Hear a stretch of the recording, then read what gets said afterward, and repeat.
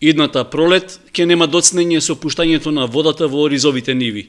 Сеидбените активности би требало да завршат за 3 недели.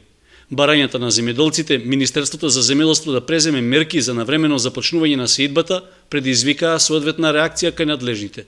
Министерот Љупчо Димовски дојде на работна средба во Чешиново, за да ги соопшти мерките што досега биле преземени за подобрување на состојбите во оризопроизводството, но и да вети дека водостопанство Брегалница, за разлика од оваа, идната година нема да доцни со пуштањето на водата во каналите. За следната година е постигнат договор тоа да биде веќе на 7 април, да не се случи она што беше оваа година, значи пуштање на водата со закоснување, иако има објективни причини за тоа. Според најавите, штом водата навреме ќе биде пуштена во нивите, може да се очекува најголем дел од површините да бидат засеани до почетокот на мај.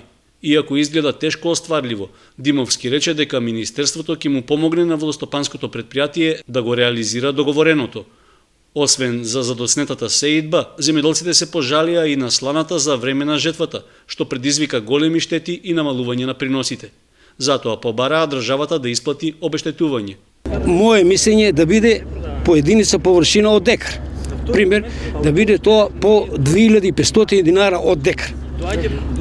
За да можеме ние малку за наредната година да бидеме економски, оти на нас ние сме со загуба. Јас сум сега однесел избил, нема 10% нема. Штетите се огромни, проблемот е нерешлив, меѓутоа со соодветни мерки од страна на Министерството и на владата можат да бидат облажени овие состојби, за да можат земјоделците да ја преживеат наредната година и да стартуваат со нова сеидба. Димовски рече дека може да им се излезе в пресрет на земјоделците.